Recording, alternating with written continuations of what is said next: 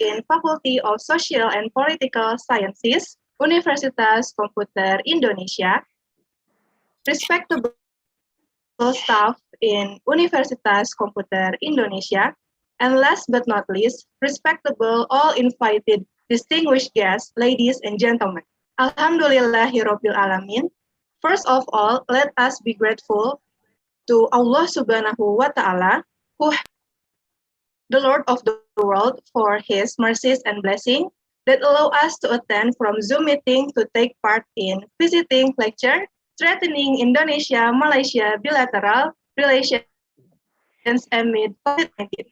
Salawat and salam may always be upon to our greatest prophet, Muhammad Sallallahu Alaihi Wasallam, who has guided us from the dark to the light, who has changed the bad culture into better culture, that make us enjoy to the better world of sciences and education as today. Welcoming speech shall together be represented by Head of Committee, Professor Dr. Haja Ailina Surya Doktoranda. You may have the floor.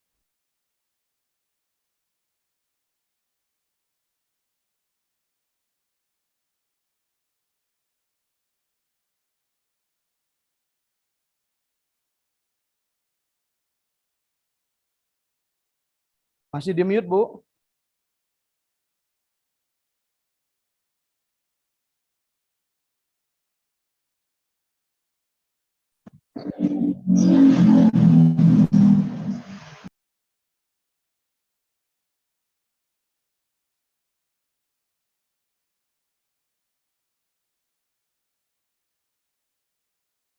Masih di mute, Bu.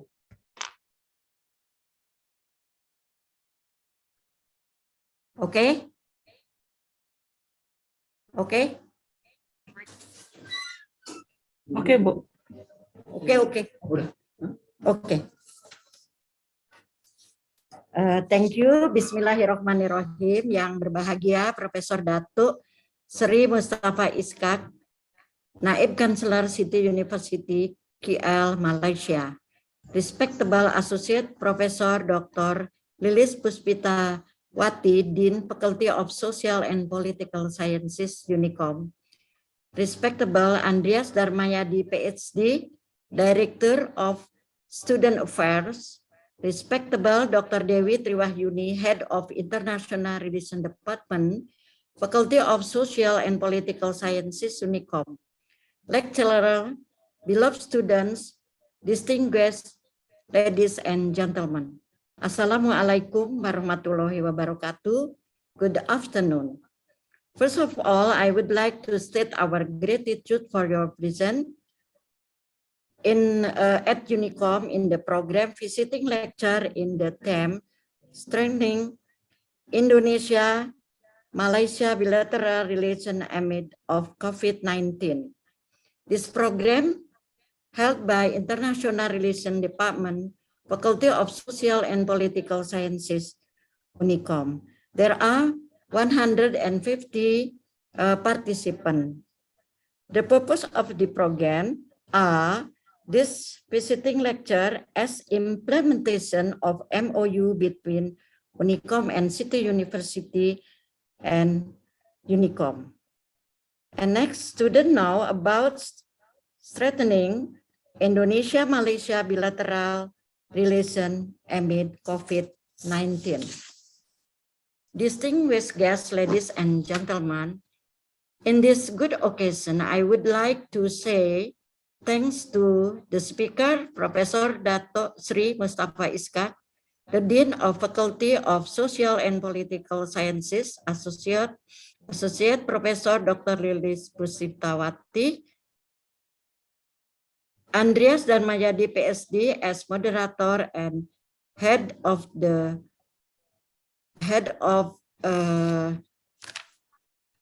International Relations Department, Head Department, Dr.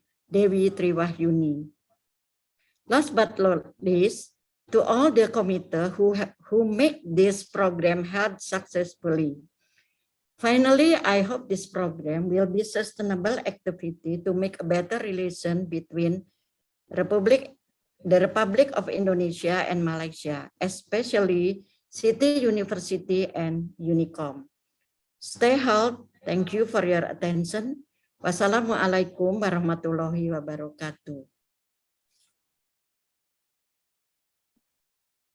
Terima kasih kepada Prof. Ailina atas sambutannya. Next, speech by respectable head of International Relations Department of Universitas Komputer Indonesia, Dr. Dewi Triwahyuni, SIP, MSc. You may have the floor.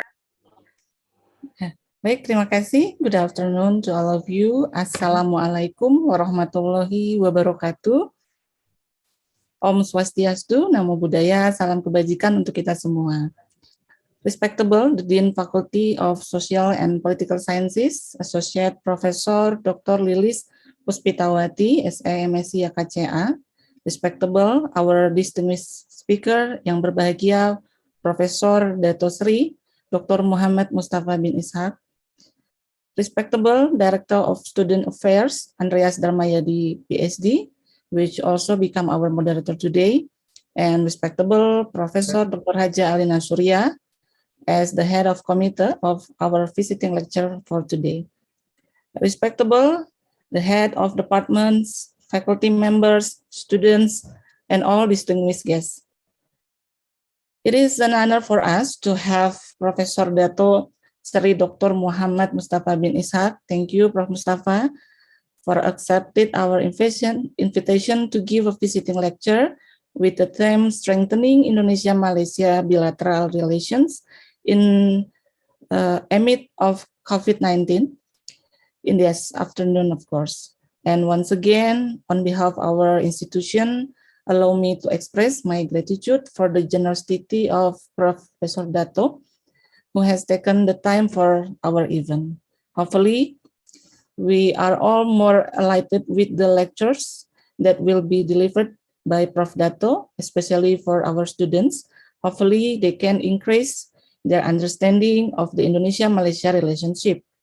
As we know, apart from being a senior professor, Professor Mustafa is also a former Malaysia Higher Education Ministry Director General. So this is our chance to learn a lot from Professor Mustafa experiences.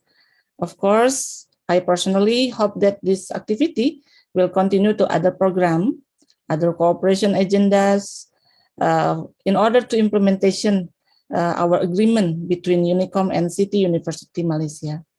Finally, I hope all of us, all of you enjoy this lecture and have a great day. Terima kasih. Thank you very much. Wassalamualaikum warahmatullahi wabarakatuh.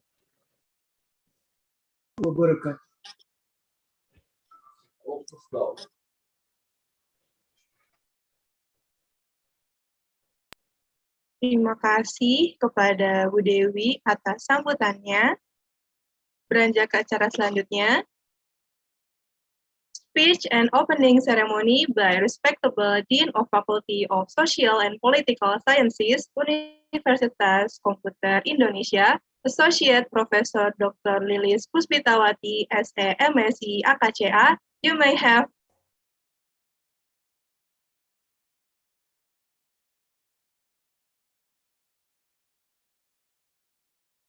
Oke. Bismillahirrahmanirrahim. Assalamualaikum warahmatullahi wabarakatuh. Respectable visiting lecturer in this moment, Prof. Dato Seri Muhammad Mustafa bin Ishak, Vice Chancellor City University Malaysia. Selamat datang, Prof. And thank you very much for taking time to share with us. Respectable Head of International Relationship Program Study, Dr. Dewi Triwahyuni, MSc, with Student Affairs and as Facilitator, Mr. Andrias Darmayadi, Ph.D., and Prof. Ailina Surya, and all lecturer in the International Relations Study Program.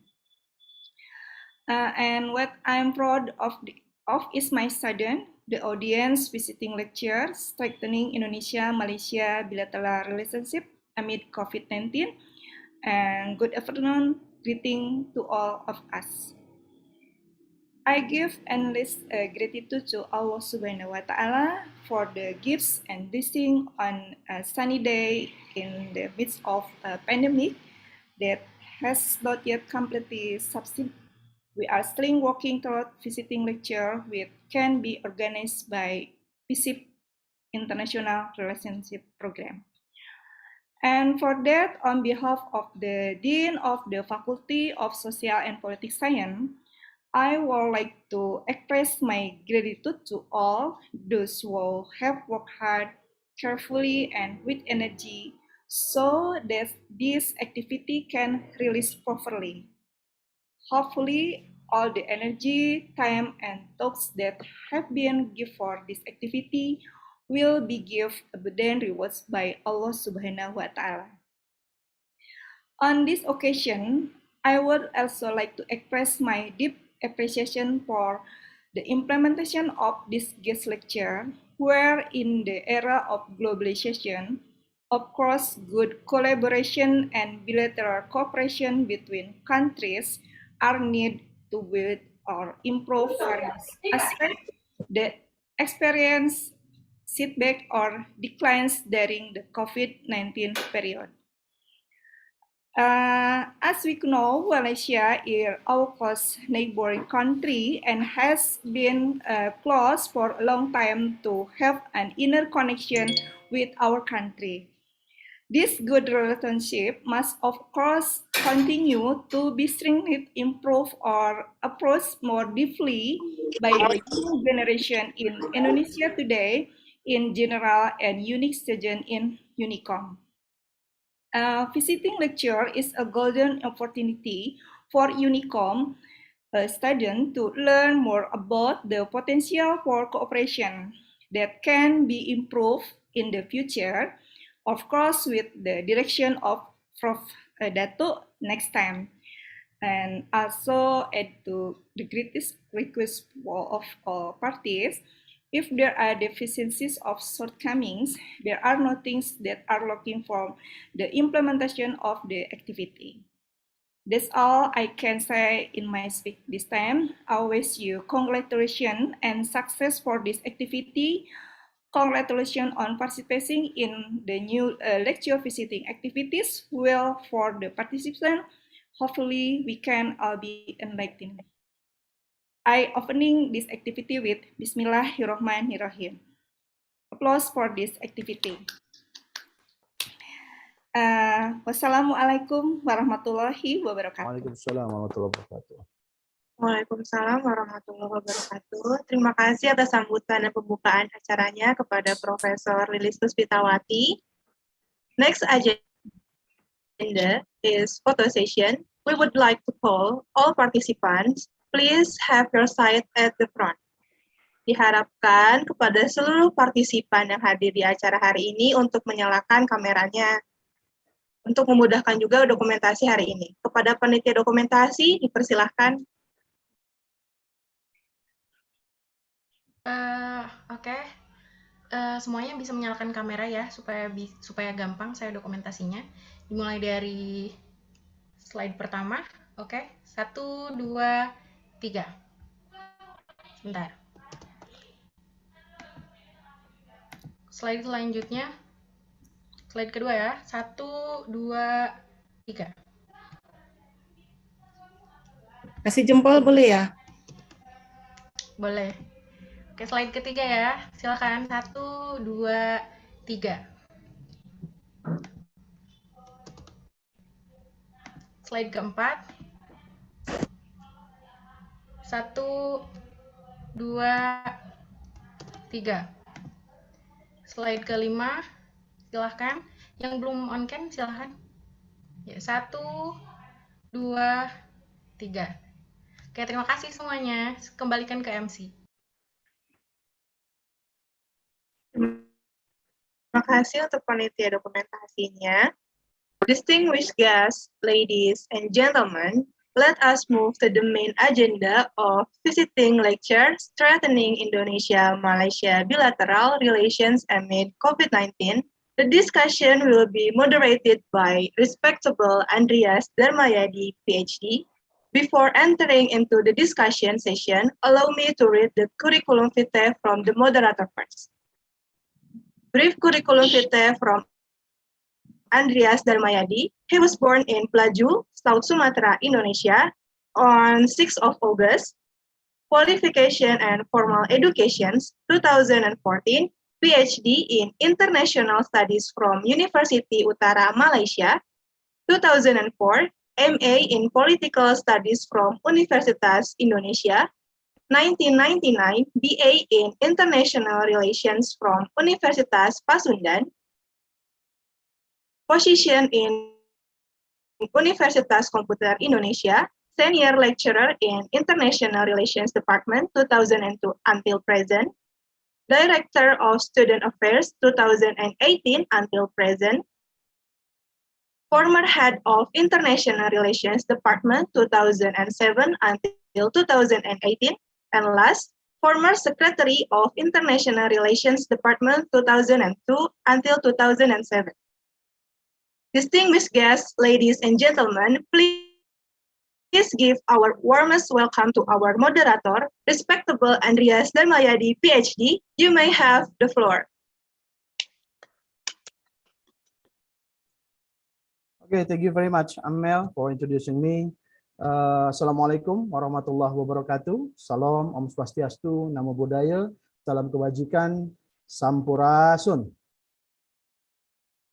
Yeah, a very good afternoon to all audience, respectable deans, head department, head of committee, lecturers, and of course my beloved students. Yeah,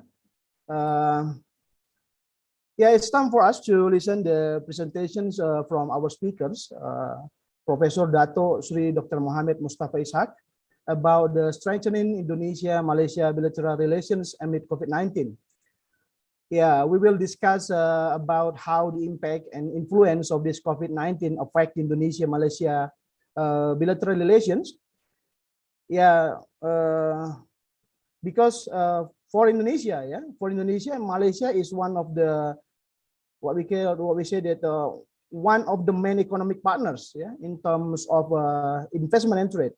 But the question is, how important Indonesia to Malaysia? Yeah, yeah. Later, Prof. Mus will answer this question maybe.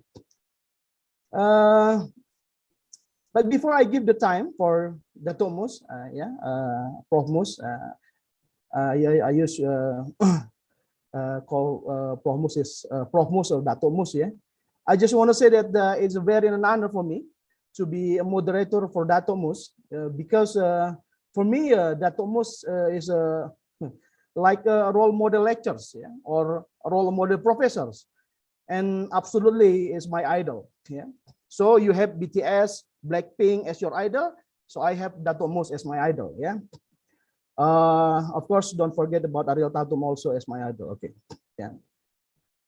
And actually, Dato Mus is my supervisor when I took my PhD in UUM, and I'm following an extraordinary development economic career of Dato Mus until become Dato Mus become the Vice Chancellor in UUM.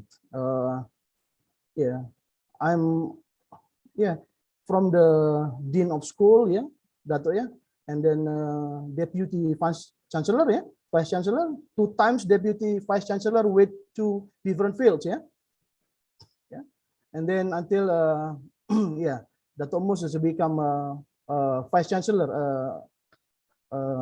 8 years Vice Chancellor in the UM. Yeah, it's very incredible academic career from Prof. Mus. I learned a lot from Prof. Mus. Yeah, and the most important thing, as a supervisor, Dato Mus is a very nice and very good and very generous supervisor. Yeah, thank you very much, Dato, for everything that you have done for me. Okay. Allow me to explain first the rules of these visiting lectures. Dato Mus will deliver his presentation about 30 minutes, yeah, committee? 30 minutes, yeah. After that, we have to enter the Q&A sessions about 20 minutes, yeah. You can resend on your Zoom, and also you write down your question in the column, chat column, and I will read your questions. And after that, yeah, we discuss about all your questions. And I will read the curriculum vitae of Dato Mus, but izin Prof, ini luar biasa, achievementnya banyak sekali, panjang sekali. Mungkin akan saya persingkat sedikit ya. I will shorten your CV. Okay. Yeah, Professor Dato Seri Dr. Mohamed Mustafa Ishak started his professional career at the University Utara Malaysia in 1985. Yeah, and over the years, through his diligent involvement in the progress of UUM and his determination to excel in whatever he did, he moved the academic and administration ladder.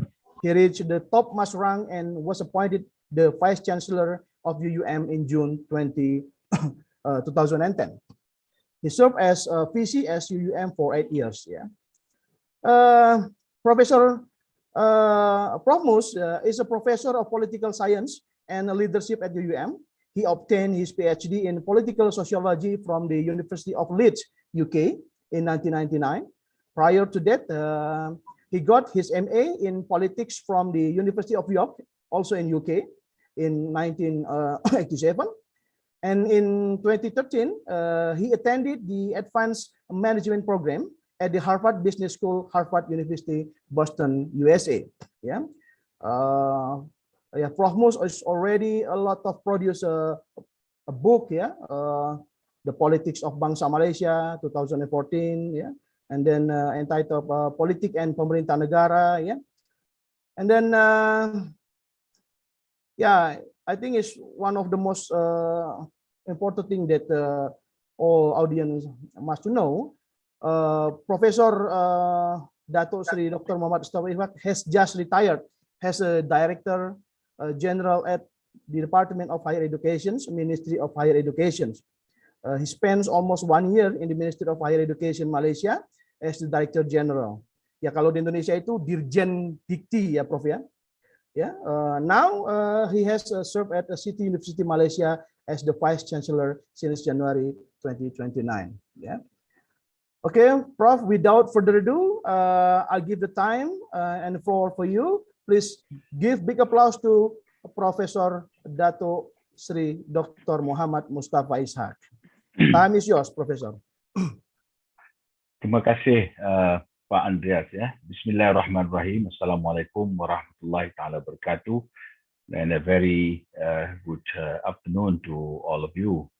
I would like to also express my gratitude and welcome also to the Dean of the school, the head of department, and not to forget Ibu Elena, my very good friend for many years, and of course the MC Amelia Ibrahim, yeah, for sharing or moderating this session, and of course Pak Andrias as the moderator for this afternoon.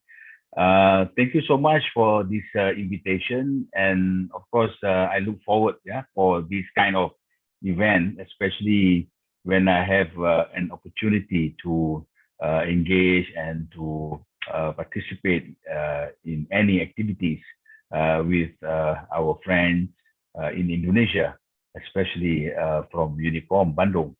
As I mentioned in our earlier discussion, I have not been I've not had an opportunity to visit Indonesia in the past 2 years because of this COVID-19, and nevertheless, that is not a big issue. Yeah, what we should be more grateful is that we still remain healthy and safe, and still able to continue our daily life. Yeah, that is something more important, yeah, than thinking about going here, going there. You know. Inshallah, the time will come, the opportunity will come when we have a chance again to travel freely, either to Indonesia or to Malaysia or to any other part of the world.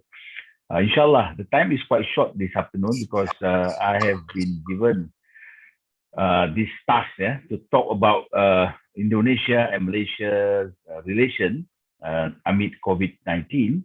And of course, I think about 2 years already, there have not been many events taking place between the two countries, except we are more concerned and more focusing on the health issue, managing COVID-19, and still the pandemic is still there. All of us still need to be very careful about this COVID, this virus, because new variants still developing. But however, we must continue our life. Yeah, we must continue our life. Education must go on. Lecture must go on. Our normal life must continue. Otherwise, we will become very unproductive. And of course, now with the vaccination and so on, I think it is about time for us to start slowly, gradually, with the life, the new normal, the new normal life under this pandemic or maybe endemic later on. In Malaysia, we have declared that COVID-19 is an endemic right now, where economic activities, education, and all other activities can continue to take place as usual, despite the fact that all of us are now are bound by the standard operating procedures, wearing masks, distancing, and also we need to clean our hand, wash our hands frequently, and so on and so forth. The SOP is still there, but we have started to live with COVID-19 and continue our life as usual, inshallah. So I hope the same thing also now taking place in Indonesia. Travel has been allowed, but still the quarantine, still being imposed for travelers. So that's the reason why many still reluctant or still do not feel that it is the right time to travel. Because of that, you need to be quarantined when you arrive in another country, in your destination country, and when you return, another quarantine in your home country. So that is another issue that probably put a constraint or restrain people from traveling. So inshallah, today what I will do is to just share a little bit about the background, the issues, and the up and downs of Malaysia-Indonesia relations over so many years. And of course, to lastly focus on what's next, what we can expect in the post-pandemic era with regard to Malaysia-Indonesia relationship. So I would like to share a screen that I have prepared some slides. I hope it will work well, inshallah. 1 minute. Can everyone see the screen, Andrias? Yes, clear, Prof. Yes, Prof. Okay, all right, thank you. Now, the topic given to me is strengthening Indonesia-Malaysia bilateral relation amid COVID-19. Of course, for today's lecture or discussion, what I will do is to touch on the history, because history is very important. And then I will touch on the issue of territorial dispute between the two countries, because we are neighbor, so neighbor always tend to have these territorial issues, issues sempadan, migrant workers, migrant workers always become a thorn in the relationship between Malaysia and Indonesia. There are also culture issues, culture will also involve education and so on, environment issue, media, trade, economy, and even tourism. So these are among the topics or the subtopics that I will touch upon in the very limited time that I was given. But inshallah, I will try to do my very best to try to put everything together in the right perspective, so that all of you, especially mahasiswa dari UNIKOM, I hope you can follow and you can understand my lecture in a while. Now, let's move. Now, if you look at the history, our countries, Malaysia and Indonesia, as I mentioned earlier, we are neighbors. We are neighbors. In fact, we were one before. We were one. We were together. This region in Indonesia, you call it as Nusantara. In Malaysia, we call it as a Malay archipelago. Malay archipelago apa yang disebutkan dalam bahasa Melayu sebagai gugusan Kepulauan Melayu, ya, Malay Archipelago. Ini dalam bahasa geografinya, ya. Now, that's the reason why there is an intertwine in our history. Part of Indonesia history is also part of Malaysian history. Part of Malaysian history is also part of Indonesian history because we were together. Yeah, we were together. And if you look at the history, yeah, I don't want to go back to 1,000 years back because that's going to take very long time for me to talk about this issue. But it's enough to say that our borders, yeah, are overlapping, yeah, or were overlapping because of we were governed since hundreds of years ago by ancient kingdoms and empire. All of us know about Sriwijaya. Sriwijaya is not only exist in Indonesia, but the empire extends up to Malaysia, yeah, up to Malaya, North Malaya, up to Kedah, and so on. Majapahit, same thing, yeah. The Malacca Empire started in 1403 until it was conquered by the Portuguese in 1511. And then you have this the Johor Riau Empire, and you have the Brunei Sultanate, yeah, in Kalimantan region.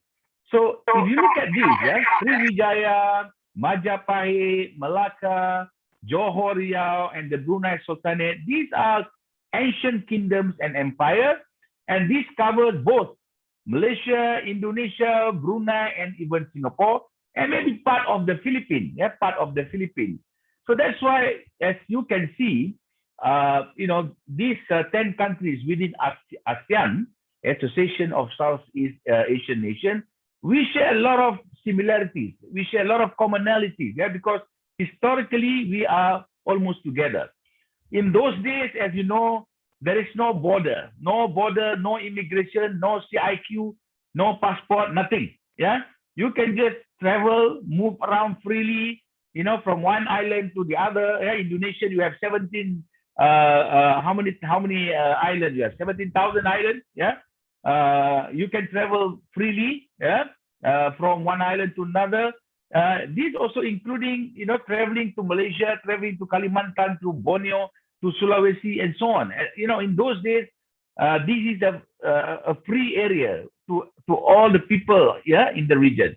So as you can see, because of that, there have been massive interactions and movement of people, yeah, from one place to another. And as you can see, people for centuries, there has been trade, migration, fishing. There have been family relation. People have got family here in Malaysia. People also have their relationship, their relatives in Indonesia, in Brunei, in Singapore, and these have taken place for hundreds of years. And this is also one of the reasons why, as you can see, culturally we share a lot of similarities. And these later we discover until nowadays can at times cause some diplomatic issues between the two countries, especially between Malaysia and Indonesia. In fact, we are one nation actually. Yeah, we call it under the same kingship, satu rumpun bangsa. We are belonging to the Astro nation ancestry. That's why if you look at the people of Malaysia and people of Indonesia, we look very similar. Foreigner always confused whether you are from Malaysia or you are from Indonesia, yeah, or Brunei, yeah. And of course, the two countries, yeah, Malaysia, Indonesia, we are a Muslim majority population. We are part of the OIC, Organization of Islamic Countries, yeah. And of more important, we speak the same language, more or less the same language, yeah. In Malaysia, we call it Bahasa Melayu or Bahasa Malaysia. And Indonesia, we call it Bahasa Indonesia. And culturally, yeah, we eat almost, the same thing. It's only slightly different here and there, yeah. So that's why historically, as you can see, these two countries are, in fact, cannot be separated in terms of history, in terms of culture, yeah, in terms of their family kingship, yeah, in terms of language, in terms of religion, yeah, and so on and so forth, yeah. Now, next one. So if you look at the two countries, yeah, politically, Malaysia and Indonesia both are the founding member of ASEAN. Yeah, ASEAN was established in 1967, and Malaysia and Indonesia both are very important countries. Yeah, in ASEAN. Yeah, without Malaysia or without Indonesia, ASEAN can never be the same. Yeah, both are also among the founders of APEC, yeah, Association of Asia Pacific Cooperation. Yeah. Both, yeah, Indonesia play a much more active role. Both are non-aligned movement. Yeah, we are also a member of OIC and G8. So if you look at this political organization, yeah, that we join together. Of course, we have different stands, different position, yeah, that we take, yeah, with regard to certain issues, yeah, under all these international organizations, but we are part and parcel of this very important organization, especially within ASEAN, yeah, the 10 countries of ASEAN, yeah. That's why, as you can see, our relationship, yeah, because of our history, because of a lot of similarities that we shared, yeah, culture, and so on, I would like to describe our relationship as between antara kasih dan rajuk, yeah, between love, envy, brotherhood, and so on, yeah. So we are together, we are part and parcel, but sometimes, because of the issues that take place between the two countries, yeah, sometimes, there have been some strain in the relationship between the two countries because of, so many issues that come in from time to time, yeah. Now, another thing which is very important, we are not only share the same history, but of more important is that the people of Malaysia and the people of Indonesia also coming from, the same background. You have people of Aceh in Aceh. We have orang Aceh in Malaysia. You have Minangkabau in Sumatera Barat, yeah, and you have a lot of Minangkabau, orang Minang di Malaysia. In fact, one state in Malaysia, Negeri Sembilan, you can say that majority of them are orang Minang. In fact, they speak Minangkabau. Yeah, they eat everything that is Minang. Yeah, so the whole state. Yeah, in fact, you look at the palace of the Yang di-Pertuan Besar Negeri Sembilan, all are a symbol of Minangkabau. Yeah, and it is very similar to what you can see, yeah, in Pagaruyung and so on. Yeah. You have orang Jawa in Indonesia, of course, yeah.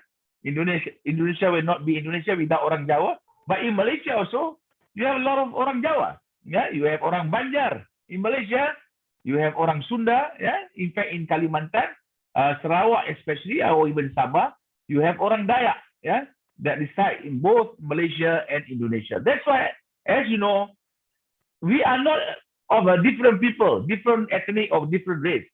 Ethnically, we are coming from the same ancestry. Yeah, that is something that especially the young generation must understand. There's a lot of orang Jawa in Malaysia. There's a lot of orang Banjar in Malaysia. There is a lot of orang Aceh, and in fact, there are also some orang Kedah in Aceh also. Yeah.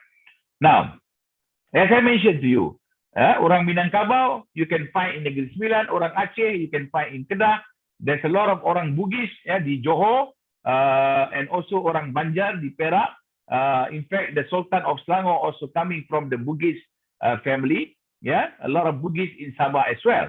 And not to mention about the Sultan of Malacca, Raja Malacca, yeah, that established Malacca in 1403. Yeah, was Parameswara, and he came from Palembang. Yeah, he came from Palembang. Yeah, migrated to Malacca. So this is the long history that we share together, right? And this is continue. Yeah, this is continue until today. And that's why some of these things that may probably not be well understood by a younger generation, that cause some issues of misunderstanding, yeah, in today's world. Yeah. Now, let us move to the next one. Yeah. So, as you can see historically, because of the competition, the rivalry, the contestation between the two European powers, yeah, European colonial power, especially the English, yeah, and also the Dutch, they compete between one another. Yeah, they try to fight between one another to conquer, and to colonize this region. And finally, the Dutch control a big part of Indonesia, and the British control big part of Malaysia. And to avoid a war between the two countries, the two colonial powers, Dutch and English, so they have signed an Anglo-Dutch treaty in 1814, and the most important one is the Anglo-Dutch treaty in 1824. Now, this treaty of 1824 that divided what is now known as Indonesia and what is also now known as Malaysia. So we are separated, by the Anglo-Dutch treaties. And later, when Indonesia achieved independence in 1945, Merdeka, then of course those areas and regions, territory under the Dutch is called Indonesia, right?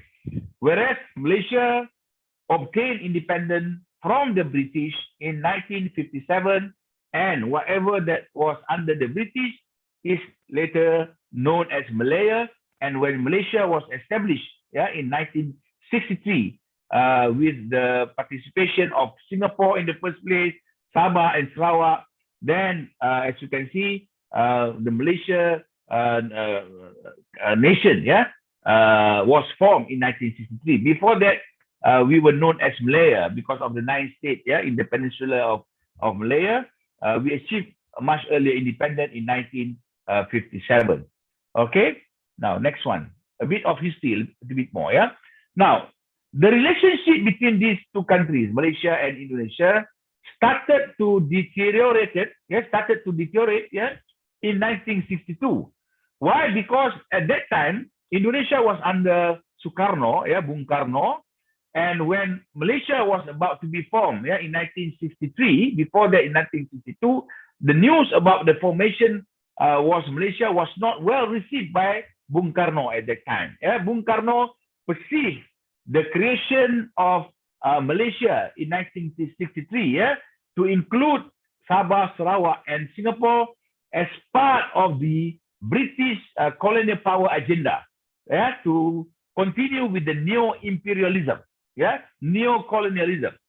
And as you all know, Sukarno is a leader who is really anti-West, and anti-colonial, and so on. And in fact, in the earlier years of Sukarno in politics, he had the vision of trying to bring everybody together under this notion of Indonesia Raya, the greater Indonesia, where Kalimantan, Sabah, Sarawak, even Singapore, and Malaysia will be part of this Indonesia Raya. That was the vision of Sukarno, in the 40s, However, when Indonesia achieved independence in 1945, that agenda was abandoned, was put aside, But later, when Tunku Abdul Rahman, the Prime Minister of Malaya of that time,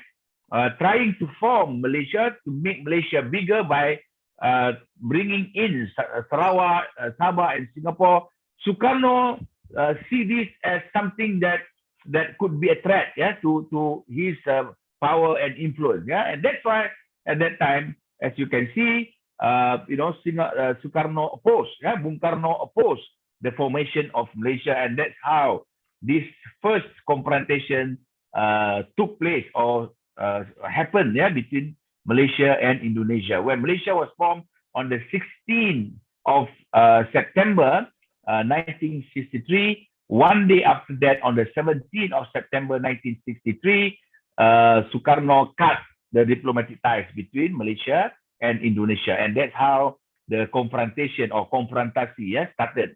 Those who were born, in the 60s or maybe 50s, people like me and Ibu Elena, maybe we can still remember about how difficult it was at that time when there was a confrontation between Indonesia and Malaysia under Bung Karno at that time.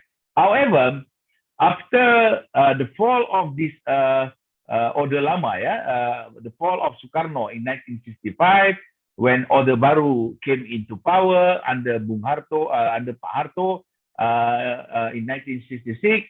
The bilateral relation between the two countries is being normalized, and later under the Bangkok Accord in 1966, when Adam Malik and Tun Abdul Razak met together, this confrontation was ended, and in 1966, in August, there was a meeting in Jakarta, and the diplomatic relation between Malaysia and Indonesia at that time was reconnected, re-established. And in September 1967, Indonesia established the first embassy in Kuala Lumpur. And at that time also, as you know, ASEAN was about to be formed, right?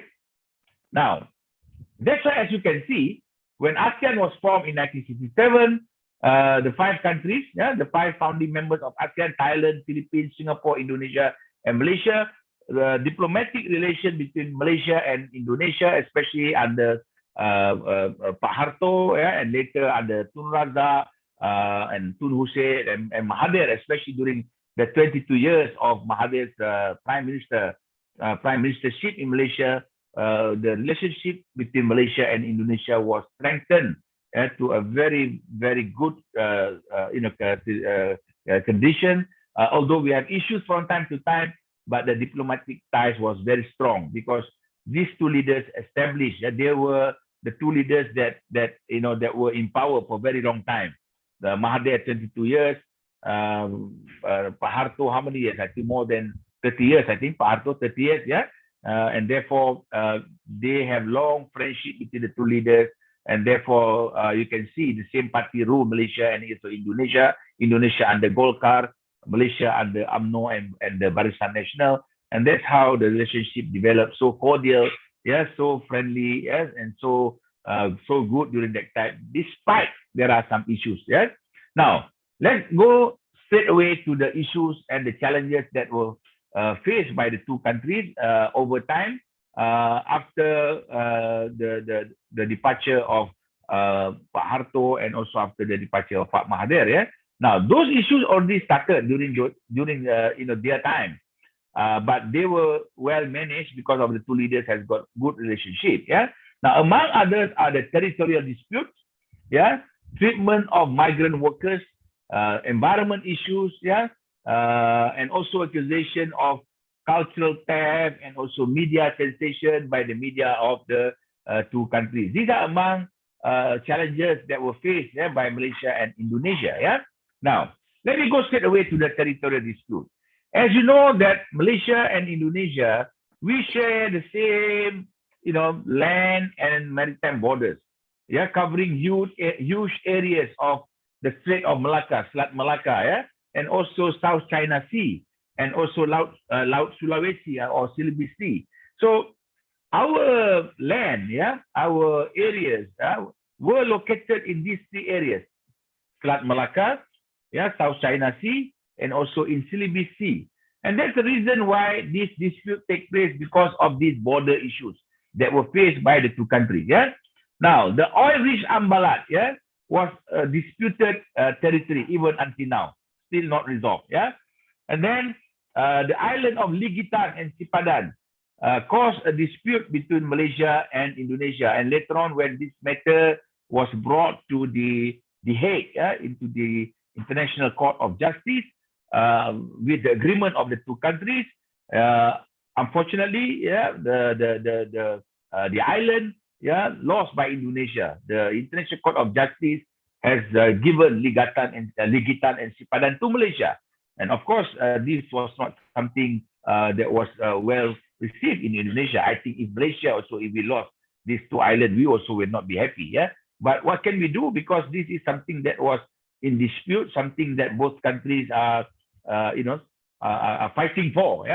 But however, when the International Court of Justice decided that these 2 islands will be going to Malaysia, of course, that's how it started again, the issues between the two countries. And also, if you look at the Strait of Malacca, yeah, the disagreement on the exact location of the maritime naval borders in these waters. As you know, ini kan lautan ya, Selat Malacca. Tidak ada batu sempadan di sana. There's no stone, there's no markers, yeah, that's supposed to mark the border between Indonesia and Malaysia.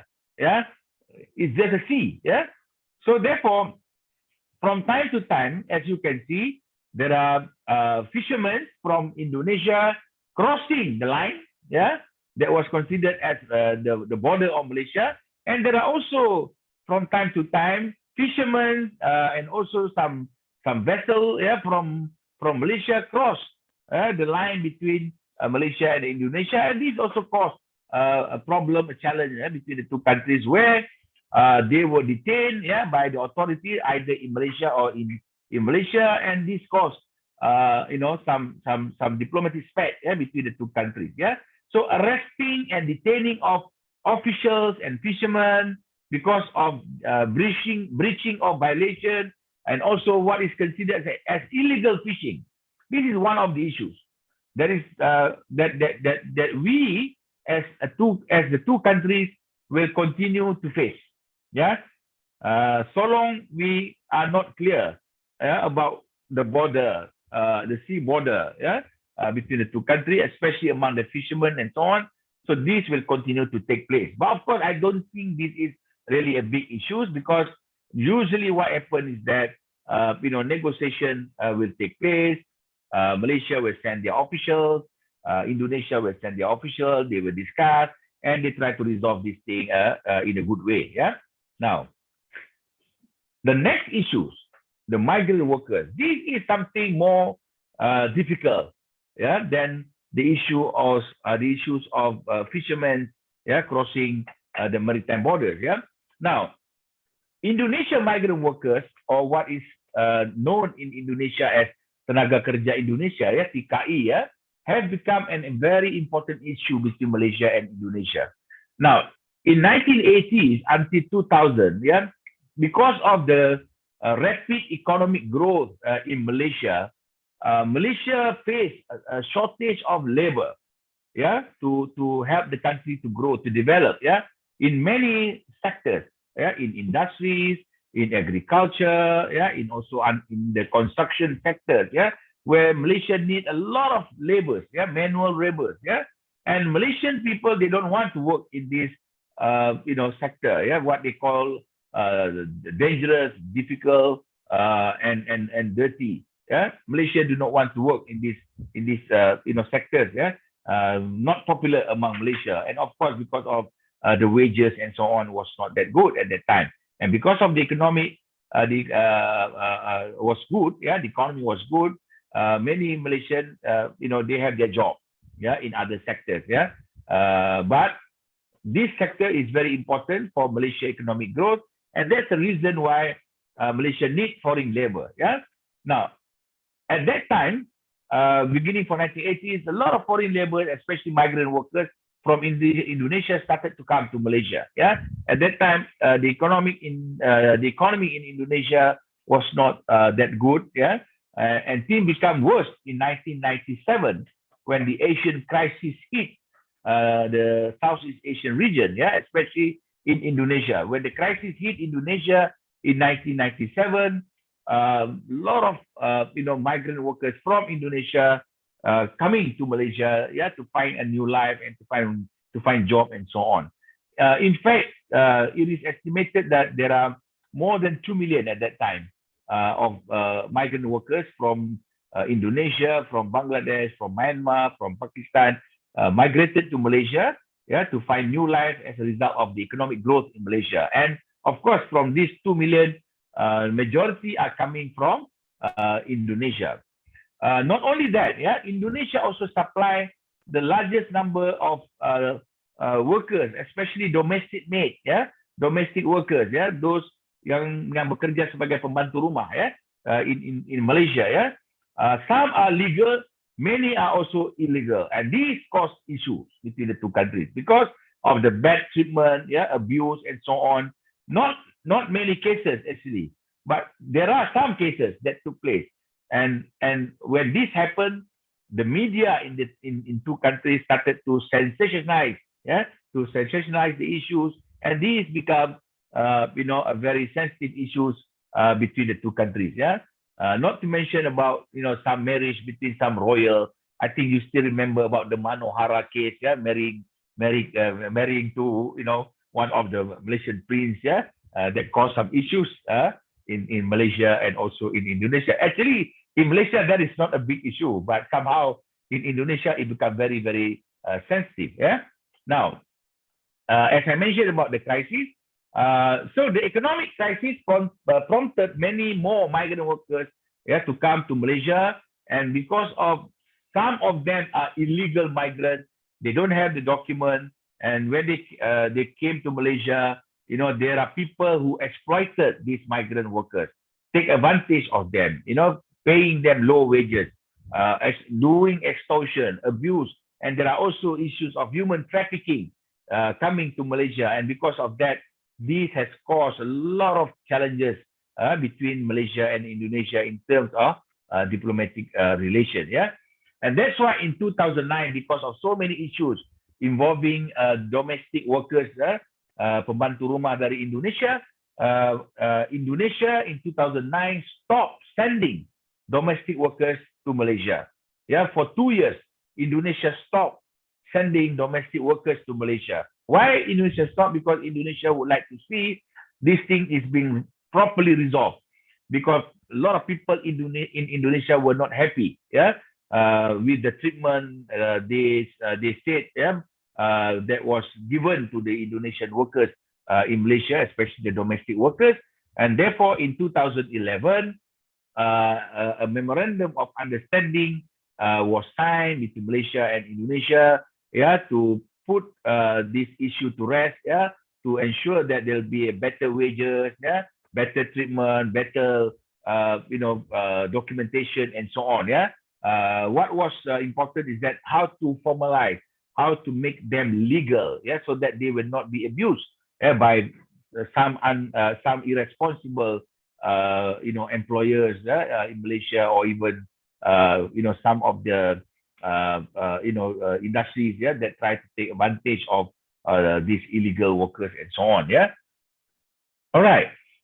Now let's move to the next topic, the next issue: culture and education. Now, as I mentioned to you, we share the same history, the same language, the same culture, and because of that, also, as you can see, some of the cultural issues also cause some problem, in Malaysia and Indonesia.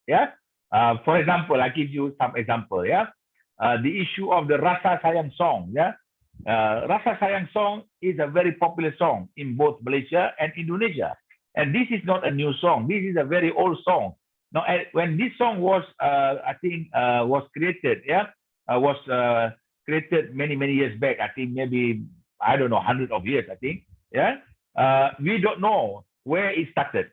We don't know where it started. But because of the people, in this region move and travel to one another, this song becomes so popular either in Indonesia or in Malaysia. This is an old song, that is popular, that is considered as popular song. We don't know where it started. It could be in Indonesia, it could be in some other place, but both are popular song where, Rasa Sayang is a popular song in both countries, and therefore it is, appreciated, and it was known to everybody in Malaysia and Indonesia. So now it comes to the issue: who owns Rasa Sayang song? Okay, who owns the Rasa Sayang song?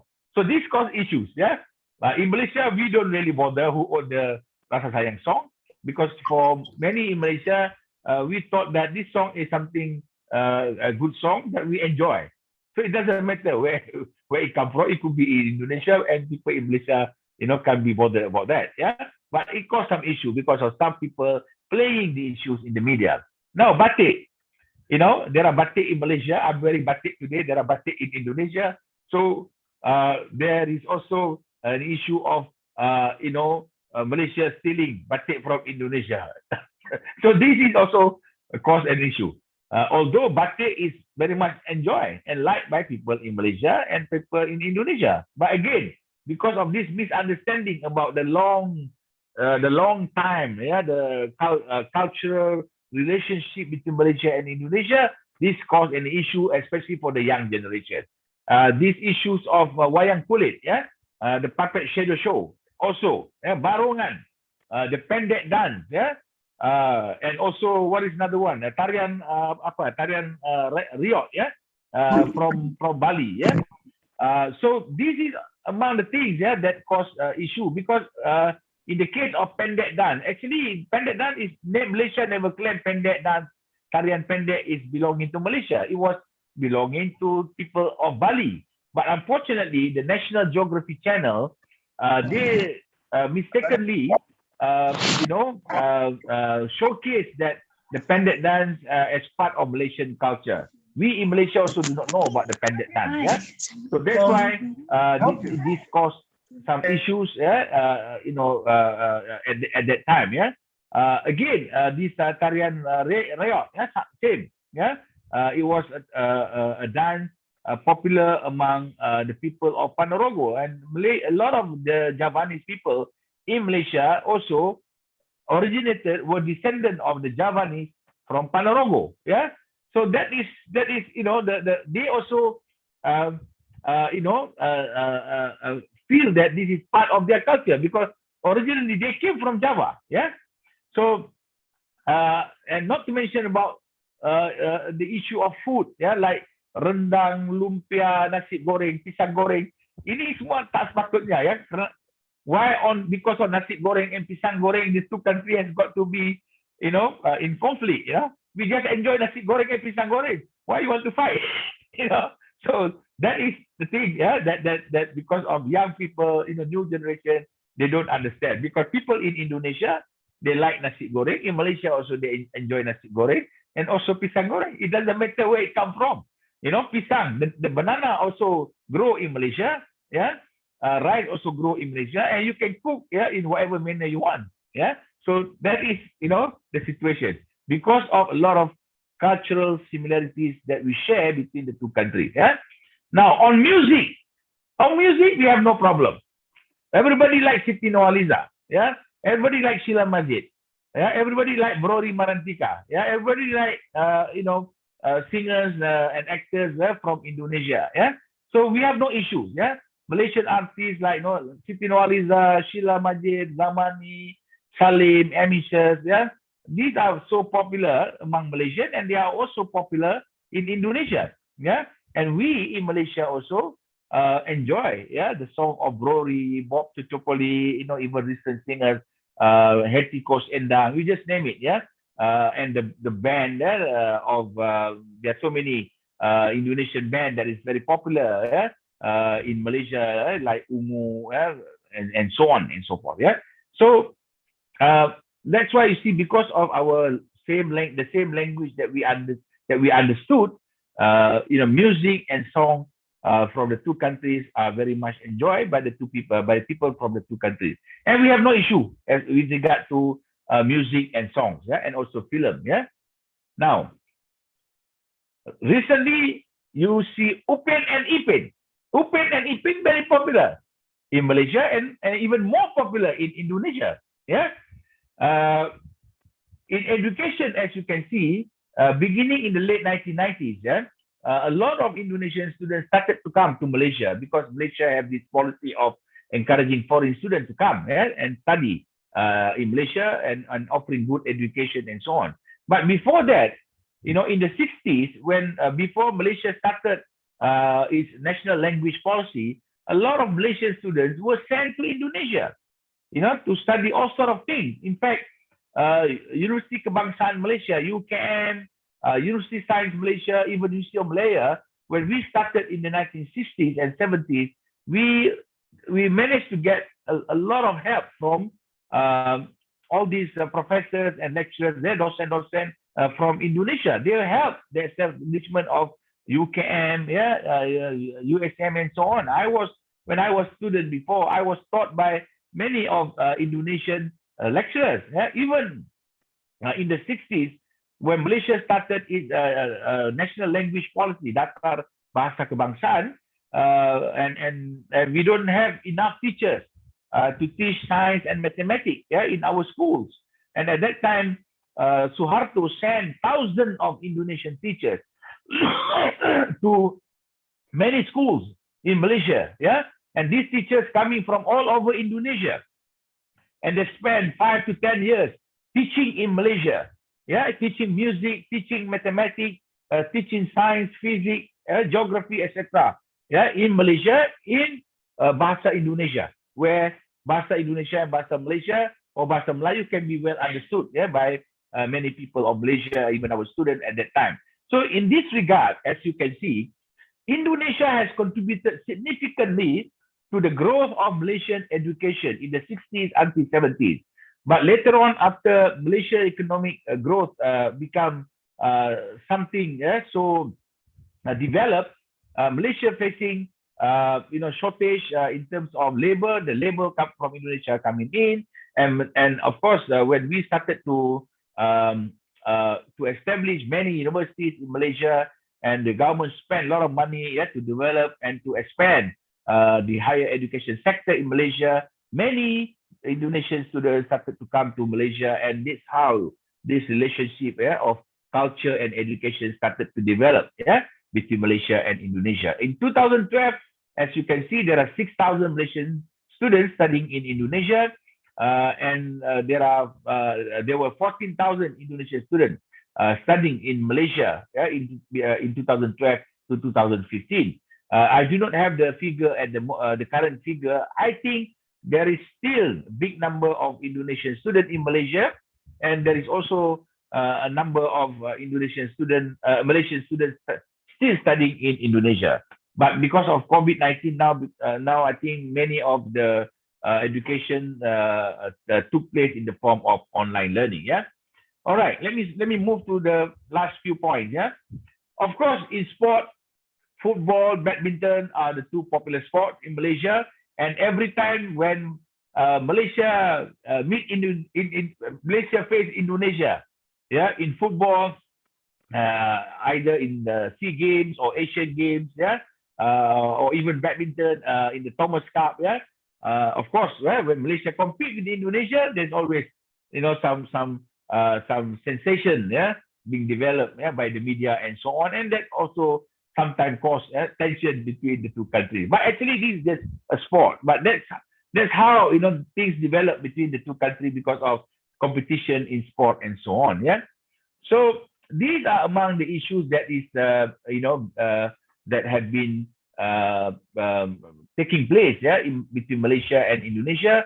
But it does not come to the point where Malaysia and Indonesia consider to break the diplomatic ties. No, it's just an issue involving the two neighbors, like abang dan adik ataupun dua saudara yang selalu bertelagah kadang-kadang hanya karena soal yang kecil-kecil saja begitu. Alright. Environment, this is another issue. The issue of haze, kabut asap, issue of haze, open burning in Indonesia, especially in Kalimantan, in Riau province, also from 1997, caused some problem between the two countries, especially in the 2013, in June 2013, where there was a terrible haze taking place in Kalimantan and also in Riau, that caused some issue between Malaysia, Singapore, Brunei, and also Indonesia at that time. So these are, but at the moment now, Indonesia has got better control now, and this open burning issue now is under to me, it looks like under control and no longer become an issue, and we hope that it will continue like that. Another issue is the illegal logging, transborder illegal logging, that caused anger in Indonesia because Malaysians were accused to be involved in this illegal logging in Indonesia. Well, of course, there are people, irresponsible people that involve in these activities, and this is also another issue that sometimes cause problem. Now, last but not least, the role of media is very important, and always in the past, media always become a very important element that cause this tension sometime between the two countries, especially after the fall of Suharto, after the fall of Orde Baru, where Indonesia was under this regime reformasi. Media in Indonesia enjoy freedom, very open, becoming very open, as opposed to media in Malaysia that was still taking time, to be 100% open. Now things are improved in Malaysia, especially when we look at the social media. There's no control, no censorship, in the social media, So as you can see, when media receive, get their freedom and so on, they don't care about the diplomatic relation between the two countries, While some media in Malaysia control some restraint, but media in Indonesia, they are very free, to write and to talk and to just publish anything. And this at times cause issues between the two countries, right? Okay. So trade and economy, I don't want to mention. There's no problem because Malaysia invested in Indonesia a lot, through tabung haji, through Petronas, through Sime Darby, especially in terms of our palm oil and also rubber. Now Malaysia no longer the largest producer of rubber. Indonesia, Thailand, and Vietnam now has overtaken Malaysia in terms of commodity as the largest commodity producers, but trade between Malaysia and Indonesia is still very important because we are neighbors. But of course, Indonesia provide a large market for Malaysia, and I believe we have no big issues with regard to trade. Although in terms of trade balance, Malaysia has some advantage. But I believe in the few years to come, in fact from now on, because Indonesia is now experiencing a very good economic growth and political stability as opposed to Malaysia, I think the trade in Indonesia will easily surpass Malaysia.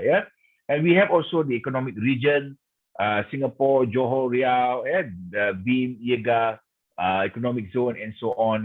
So I think economic cooperation between Malaysia and Indonesia will go on as usual.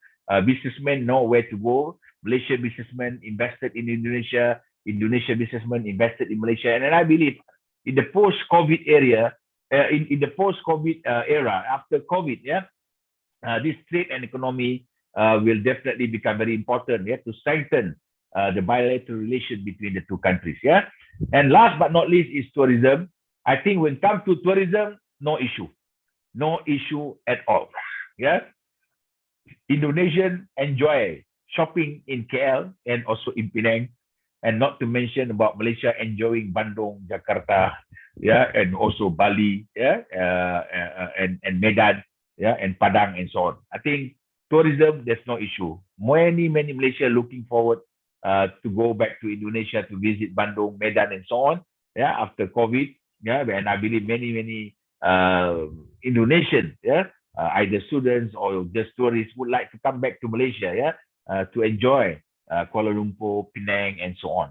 So tourism, we have no problem, no issue whatsoever. Trade, no issue whatsoever, except some issues in the cultural relation and so on and so forth. Now, let's move to the last one, the post-COVID. What are the challenges? I think there is one thing that we need to really look into it. Indonesia has decided, to move Jakarta to Samarinda, as a new capital. Is it 2025, Andrias? By 2025, if I'm not mistaken. 2025. 2025. Now, when the capital of Indonesia moved from Jakarta to Samarinda, Kalimantan Timur, that will be something that we need to study, because as you can see, there would be something like 10 million people, moving to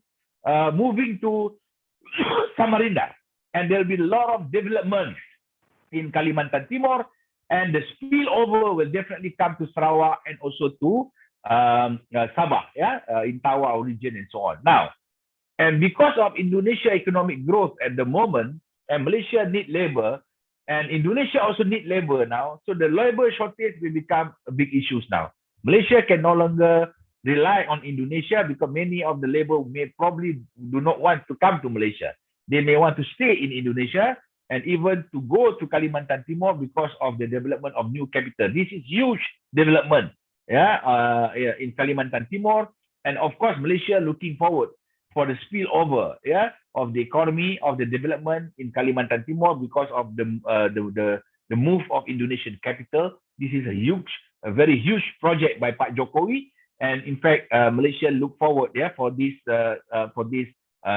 thing to take place, because Malaysia can see a lot of advantage, a lot of good prospect for Malaysia, especially for Sabah and Sarawak in Kalimantan Timor when the new capital is being developed. Number two, as you can see, politically and economically, I must say that Indonesia is now in a better position than Malaysia. Malaysia is experiencing a situation of political instability. In the last 3 years, we have changed government for 3 times already. Never happened before in Malaysia. We have been ruled by the same party for how many years? For 60 years. Same party, UMNO and also Barisan Nasional. But when UMNO lost the election in 2018, the political stability in Malaysia has been disturbed, and even up to now, things are not that settled yet. We are looking forward for the next election, and whether after the next election, which will take place either next year or in 2023, we are not so sure, can bring about political stability in Malaysia is yet to be seen, because at the moment we don't see a very promising situation coming in. So politically, I believe Indonesia is now more stable than Malaysia. Under Pak Jokowi, you almost do not have opposition in Indonesia, and that's why Indonesia can see a lot of investment moving to Indonesia from Malaysia. A lot of new investment coming to Indonesia because of the huge market, massive market that Indonesia can provide, the political stability under Pak Jokowi, the economic growth and so on. And I can see how Indonesia will develop, will experience a very rapid growth in the next 5 to 10 years or so, because of this political stability. Other issues will remain. I believe when Indonesia started to experience growth and development and prosperity, I believe these issues between the two countries may probably subside. Will not become very challenging as before, because Indonesia will probably be too busy to manage the economy and the development, and therefore they will not be bothered, to be involved, in this diplomatic ties with Malaysia. So I believe in the future, Malaysia will need Indonesia more because of your market, because of your economic growth, and so on and so forth. And therefore, the diplomatic relationship between the two countries will probably take a new position, will take a new arrangement, because of economic growth and so on. And this is yet to be seen. Is yet to be seen, because Malaysia probably can provide a lot of expertise, for Indonesia. I believe Indonesia will experience shortage in terms of highly skilled laborers and so on, where Malaysia may probably can participate. Other issues is yet to be seen. So, ladies and gentlemen, I would like to stop there, and I believe I've shared with you, quite a number of issues related to Malaysia-Indonesia relationship, from the historical perspective until the COVID and the post-COVID era. And I hope that with that sharing, you will probably get some idea and some direction of where the relationship between these two neighbors, these two countries, will take place in the near future. Thank you very much. Assalamualaikum warahmatullahi wabarakatuh. Waalaikumsalam warahmatullahi wabarakatuh. Thank you very much, Dato Mus, for the comprehensive presentations. We learned a lot from the historical and then until the post-COVID-19 challenge. So I open for the all audience to make the questions to the Prof. Mus.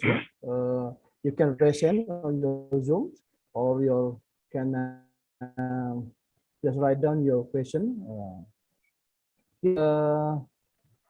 Already some questions for that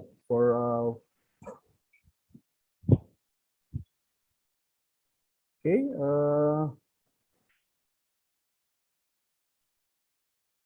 Okay, I will read two questions first from the chat columns. After that, I'll give the opportunity to the audience who will ask directly to Prof.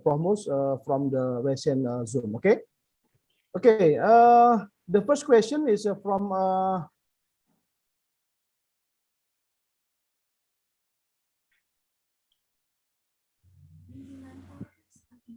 okay, from every Novisari, Nenggolan. What kind of cooperation that can Indonesia and Malaysia do during this pandemic, Prof?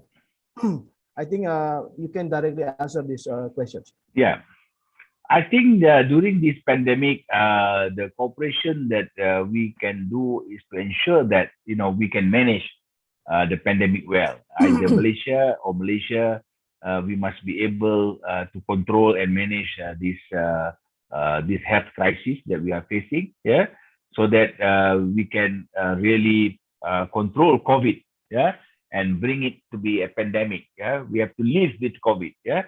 So in that sense, I believe the sharing of information in terms of how Malaysia managed COVID, how Indonesia managed COVID, yeah, in terms of research, yeah, is also very important. Yeah, perhaps both Malaysia and Indonesia maybe can work out together, to come out with a research, a joint research, to develop a vaccine based on tropical, the richness in our tropical forest. Yeah, we try to find a good medicine, yeah, from the tropical forest that Malaysia and Indonesia have. Yeah, so this is probably one area that we can work together. But of course, to develop a vaccine is not an easy job. It's not going to take 1 year or 2 years. This is a long-term project. But I think it's worth doing it. I believe researchers, scientists in Malaysia and Indonesia, I believe, can work together, yeah, to find way and means how we can find and develop tropical medicine, yeah, to cure many diseases, because our forests, yeah, in Malaysia, our tropical forests are very rich. So we believe that there are many biodiversity elements in the tropical forest in Indonesia and Malaysia that we can benefit from, that we can exploit. Yeah, but we need to do a joint research together, especially among academicians, professors, scientists, yeah, in the two countries. I think online can still take place like what we are having today. So I believe that this is one area that perhaps we can do.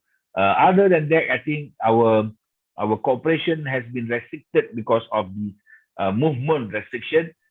Nothing much that we can do. Yeah, of course, even education we have to rely on online. But I believe this is now time for both countries to look into possibility to strengthen the education relationship, especially between the two countries. Yeah, the cooperation between universities in Indonesia and in Malaysia, between researchers, yeah, in Malaysia and Indonesia. These are areas that will not create problems because scholars, researchers, we always enjoy doing our academic job, and this is something that both sides, yeah, Malaysia or in Indonesia, are looking forward, yeah, to develop and to grow. So I believe this is something that we should look into, like what we are doing now between UNIKOM, yeah, and also university in Malaysia. Yeah, so this is one of the area that I think that we can work on during this period, and I hope that this can be over very, very soon. Yeah, in just maybe next few months, 6 months time, I hope we can get back life to normal. Yeah, after the COVID. Okay, thank you very much for the answers. We're moving to the next question. It's from Mohamed He asks about in the past, there a war or clash of bragging claim between Indonesia and Malaysia about the cultural heritage like batik, reog, and etc.? Some said it's from Indonesia, but some said it's from Malaysia. So the question is, I would like to ask you about your opinion about the different of perspective and what's the solutions you can offer if that case happens again in the future. Thank you, Prof. I think this is a very important and good question. Yeah, as you know, in Malaysia we have batik, and of course in Indonesia you have many more batik. Yeah, you have batik Samarinda. Yeah, you have batik Keris. You have batik from Solo. Yeah, and so on and so forth. Yeah, and Indonesia, like batik so much and very proud of their batik. We in Malaysia also have our batik in Kelantan, yeah, in Kedah, or even in Terengganu. There are batik industries there. Yeah, but of course the motif of Malaysian batik and Indonesian batik, the design and so on, they are different. Yeah, so I believe maybe the sharing of the experience between the two countries in terms of the development of batik, I foresee this batik industry can go very, very far.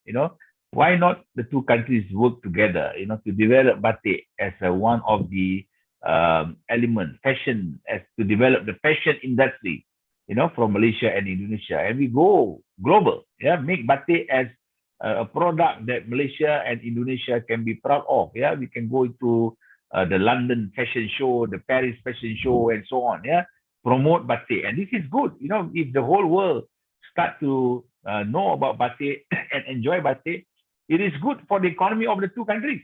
Yeah, it is good for Indonesia. It is good for Malaysia.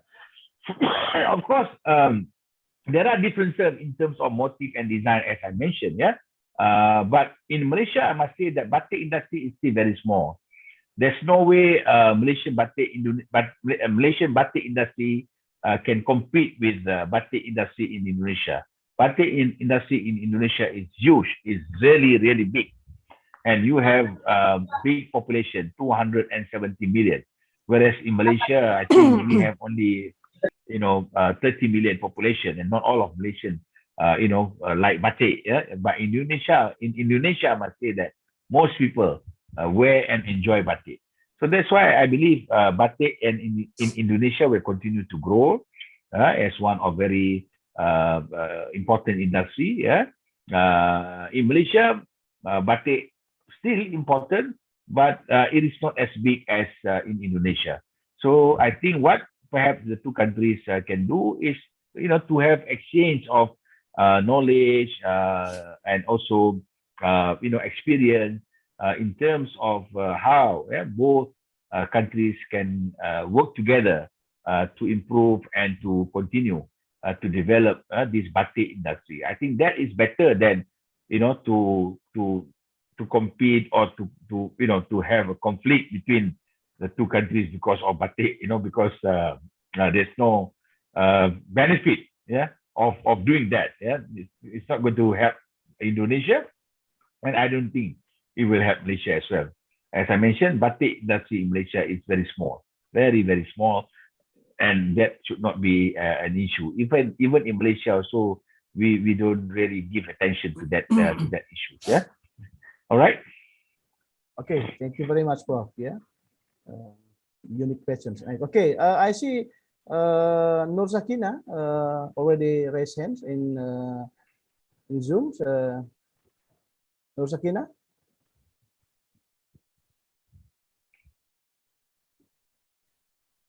Nur Sakina. Selamat petang, Dato. Maaf, tadi. Boleh, silakan. Bisa tanya dalam bahasa Indonesia, tak ada masalah. Okay, please. Silakan, Nur Sakina.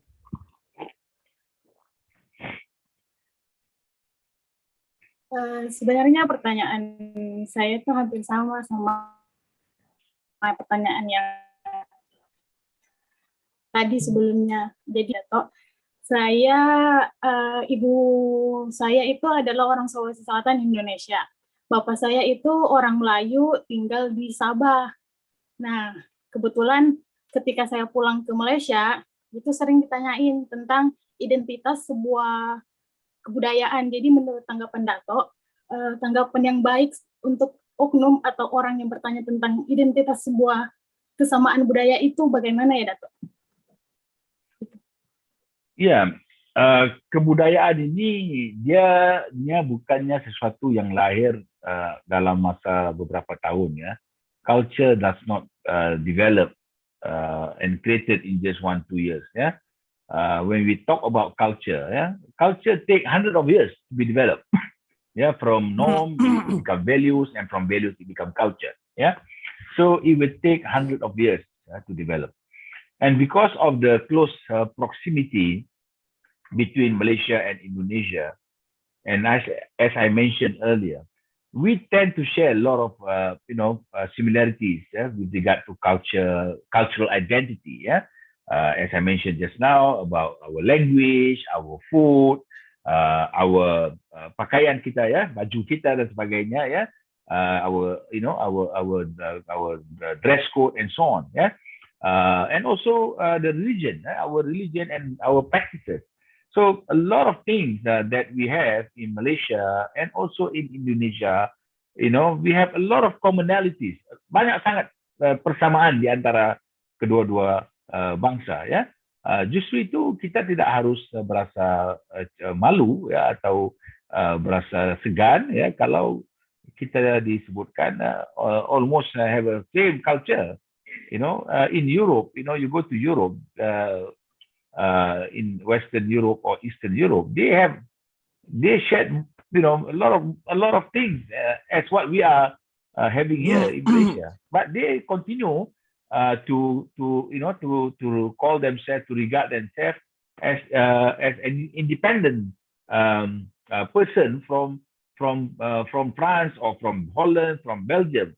Although their food, their culture, their language, sometimes they borrow from one another a lot.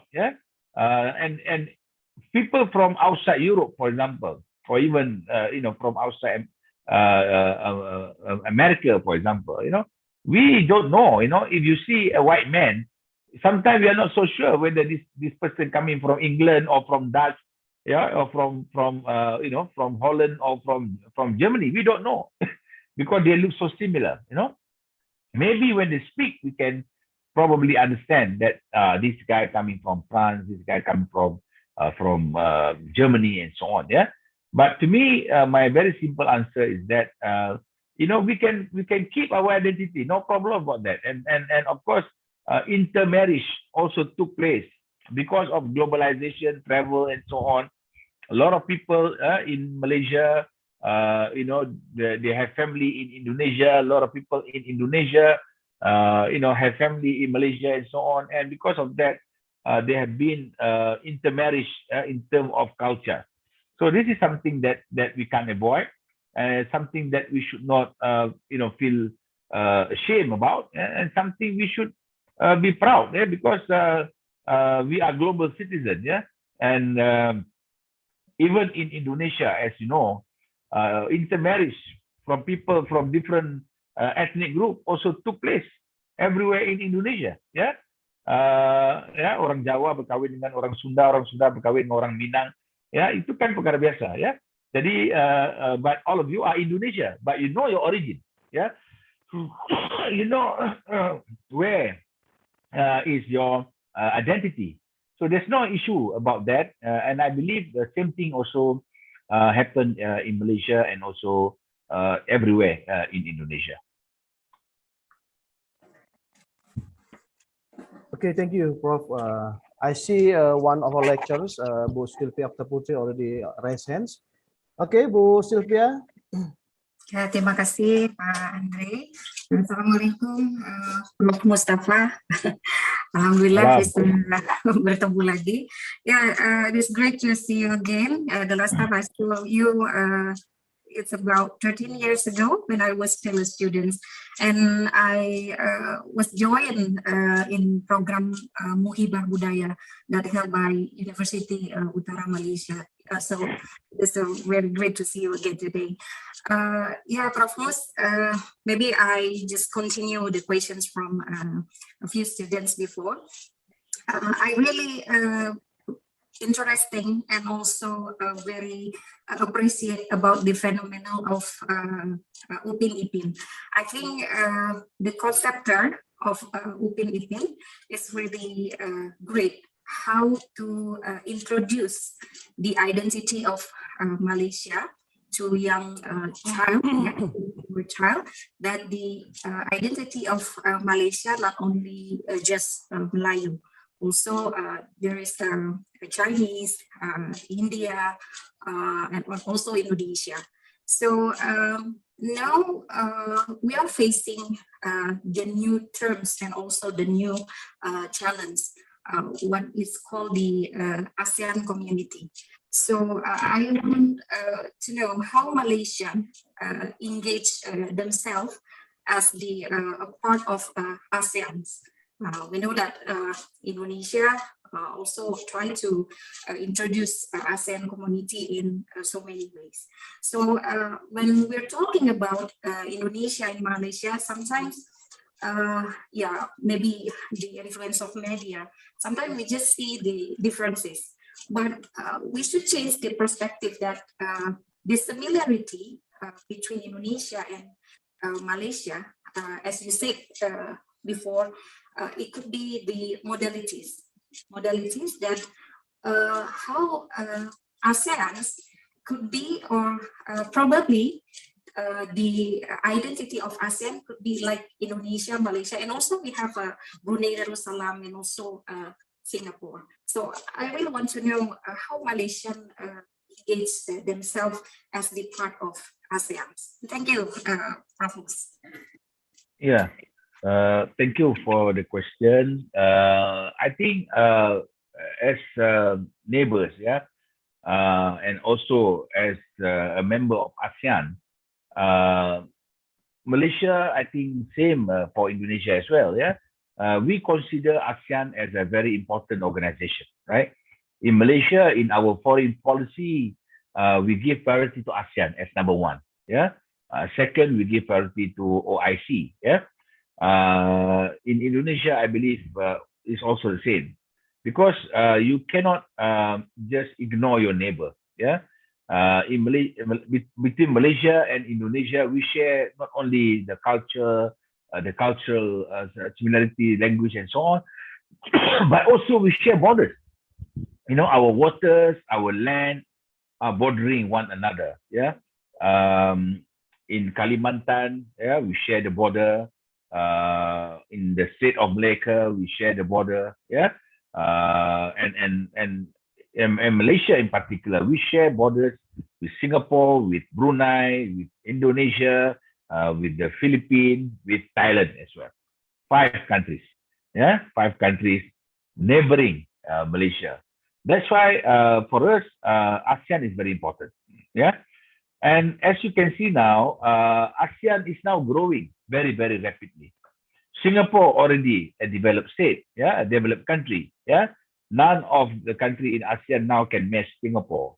But I see Indonesia and Vietnam now coming up very, very strongly.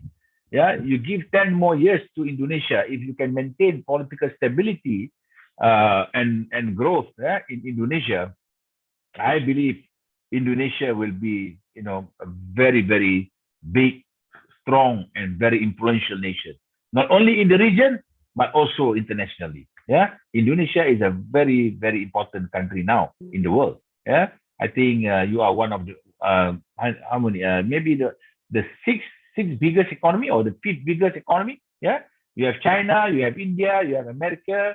Yeah, you have Japan, and after that you have Indonesia. Yeah, the 5th largest economy. Yeah, so that's why Indonesia will be very important for Malaysia. If there is a rapid development in Indonesia, growth, and Indonesia will become even richer than Malaysia. Yeah, so that is good for Malaysia, because when Indonesia become developed and become richer, yeah, Indonesia would like to spend your money. You want to invest and so on. So Malaysia knows that we can, you know, we can get the benefit, yeah, from Indonesia. So that's why I think it is very important that we strengthen on our human capital between the 2 countries. Yeah, where there are areas where Indonesia may probably need from Malaysia, and as before, Malaysia need a lot of laborers. Yeah, but nowadays I believe Malaysia can no longer rely on laborers from Indonesia. Yeah, many in Indonesia probably do not want to come to Malaysia anymore as laborers, as TKI. Yeah, because Indonesia can provide a good job for their own people. Yeah. Now Malaysia has got to find workers from Myanmar and also from Bangladesh, yeah, not from Indonesia. It's hard now to get laborers from Indonesia because many probably feel that they should work in Indonesia because of the development that is taking place in Indonesia. So in terms of ASEAN, I think Vietnam is growing very, very rapidly. Thailand also growing, yeah, and will get the benefit from Vietnam because Vietnam is quite big. They have 70 million population. Thailand has got 60 million, yeah. We just need to see how the Philippines is doing, yeah. If they can have political stability, they can, eradicate poverty and also corruption, mismanagement. I believe Philippines also can develop. Yeah, in Malaysia, we have a situation where we have to make sure that we can really come up with a better governance and integrity. We have issues of corruption that we face, in the past few years, even until now. So we really hope that Malaysia can be cleaned up, and that will make our image better. And this is not something that happened all over the country. It is involving some politicians only, So that's why we hope that this can be resolved. And I really hope that in the next few years, Malaysia and Indonesia can work together in many areas. And it is important that we strengthen the relationship between the two countries because of the similarities, the history that we share together. And I believe both countries can be a very important player for ASEAN. They can never be a strong ASEAN without the role of Indonesia or even Malaysia. Yeah, in the past, all the ASEAN leaders will wait until what they hear from Malaysia and also what they hear from Indonesia before the other ASEAN leaders decide on their position. Yeah, so I hope that this is something that can take place again. But of course, now Pak Jokowi, has established his good reputation, not only within ASEAN but also in the world. And I think Indonesia will become much more influential in the next few years. Yeah, that's why Indonesia has got to play more role in ASEAN than Malaysia. Malaysia now a bit declining because of the political instability that we face since 2018. Yeah, so this is what I foresee as thing that is going on between the two countries. Okay. Thank you very much, Prof. Mus. Stay healthy. Yeah, Prof. Continuing the question from Bu Sylvia, I'm a little bit curious about how is acceptance Malaysian people about the ASEAN community itself, because just as we know that the progress of the ASEAN community, I think, is not really good in ASEAN. So like in Indonesia is still a lot of people in Indonesia don't know what is the ASEAN community, but we have to we have to throw it with the ASEAN community that from the 2015. So I'm curious about how is acceptance of Malaysian people about the ASEAN community.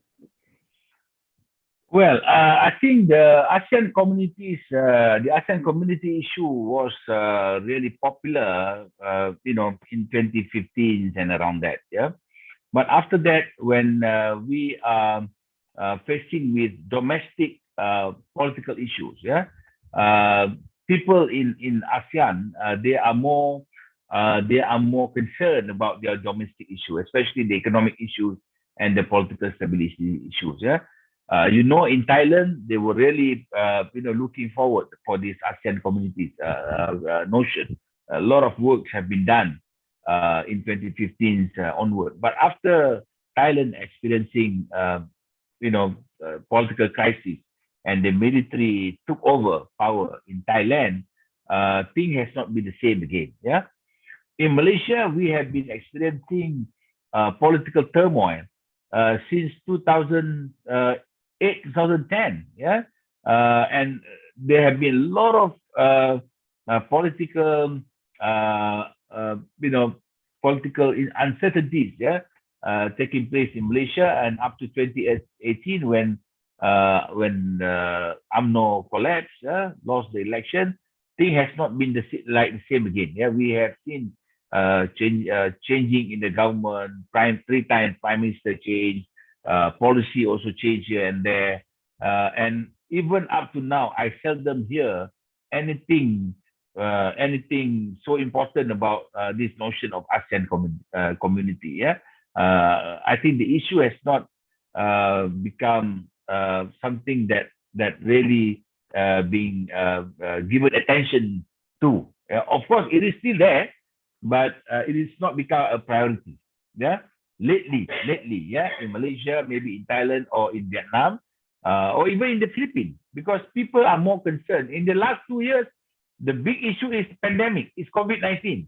For the last 2 years, people are concerned about life and death, about COVID-19 in the whole world. So the focus is on the health issues. Yeah, and after COVID took place, what happened? It destroyed the economy. And it can also destroy the political stability in our countries. So that's why government are more concerned with managing COVID, managing the economy.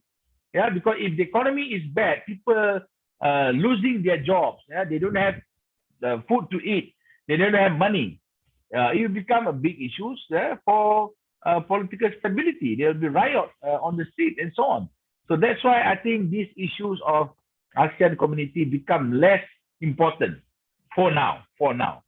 I think it will come back again when things are okay in all ASEAN countries. Yeah, I think when the leaders can meet together and look into these issues again, then it becomes a priority. But at the moment, what is the priority is to manage COVID, to manage the economy, to ensure that the people in their countries can have their job, can find food, can have enough money to spend and so on, and we can manage this crisis in a good way and come out stronger. This is now the priority. But I'm not saying that the notion of ASEAN community is not important. It is important. Yeah, it is important, and nobody in ASEAN say that we should abandon this. No. The only thing is that the priority now is given to some other more pertinent, more important issues. Yeah, like COVID, the economy, and so on. Yeah. I think because of that, these issues of ASEAN community may probably not be given enough attention at the moment. Yeah, at the moment. Maybe after COVID, I think it will come back again. All right. Yes, thank you very much, Prof. Dato Mustafa. I believe still many questions that are given to you, but due to limited times, unfortunately, we have to end this visiting lectures. And once again, thank you very much for your time to sharing with us about the Indonesia and Malaysia bilateral relations amid the COVID-19. Yeah, I have no intention to make the conclusions, but yeah, like Dato Mus presentation that Indonesia and Malaysia is neighboring countries that we have a lot of similarities. Yeah, from the culture, historical, and etc. And then yeah, one the offer from the Dato Mus is Indonesia and Malaysia can join research about make the vaccine yeah, related with the tropical forest in Indonesia and Malaysia have in our region, yeah, our country. So maybe the next time we can do the joint research. We can do the joint research with all the universities in Indonesia actually, and then we have a lot of advantage there is from these corporations. And then yeah, I think is a very valuable moments in Indonesia and Malaysia, because like I said before, Indonesia for Indonesia, Malaysia is one of the main economic partners in Indonesia because mainly in the trade and investment, yeah, Prof. Because the value of the investment and trade is very high from Malaysia. Yeah, I hope Indonesia is really important too for Malaysia. Yeah. Okay. Once again, thank you very much for the valuable sharing from our speakers, Professor Dato Sri Dr. Mohamed Mustafa Ishak. I hope you always keep health and tolong sampaikan salam saya kepada Ibu Prof. Ya, mudah-mudahan sehat selalu. Mari berikan tepuk tangan yang meriah untuk Prof Mus, kawan-kawan. Terima kasih sekali lagi, Prof. Saya kembalikan kepada MC. Ya. I return to the Master of Ceremony to Amel. Thank you very much. Wassalamualaikum warahmatullahi wabarakatuh. Waalaikumsalam warahmatullahi wabarakatuh. Terima kasih kepada Profesor Dato Sri Dr. Muhammad Mustafa bin Ishak atas pemaparan materinya yang luar biasa, dan juga terima kasih kepada Bapak Andrias Darmayadi yang sudah menjadi moderator kita pada hari ini. Next, that is the awarding of certificates of appreciation to our speaker today, respectable Professor Dato Sri Dr. Muhammad Mustafa bin Ishak. We invite the committee to be able to display the certificate on the screen. This is a form of appreciation to our speaker, Professor Dato Sri Dr. Muhammad Mustafa bin Ishak. We thank you for the opportunity that you have given through an extraordinary discussion today. Terima kasih, Prof. Mustafa. Thank you very much. And next, there will be the awarding of certificates of appreciation will be given to our moderator today, respectable Andrias Darmayadi, Ph.D. We invite the committee to be able to display the certificate on the screen. This is a form of appreciation to our moderator, respectable Andrias Darmayadi, Ph.D. We thank you for directing our discussion session today. Terima kasih, Pak Andre. Terima kasih panitia. Terima kasih semuanya. Terima kasih kembali, Bapak. They're gonna be the last. Thank you to Professor Dato Sri Dr. Muhammad Mustafa bin Ishak as the presenter for our agenda today. Hopefully, the knowledge gained from the discussion will be useful for all the participants. And thank you to respectable Andrias Darmayadi, Ph.D. as moderator for our agenda. Hope you and your family are always in a good condition. Amin, amin, amin. Amin, Allahumma amin. Distinguished guests, ladies and gentlemen, we have to come to the end of our agenda today. Thank you for being attentive participants. We'll apologize for any mistakes made during the organizing of this event. Hopefully, all of us always in a good condition. Jangan lupa untuk selalu menjaga protokol kesehatan di masa transisi COVID-19 kita saat ini. I'm Amelia Ibrahim closing this event.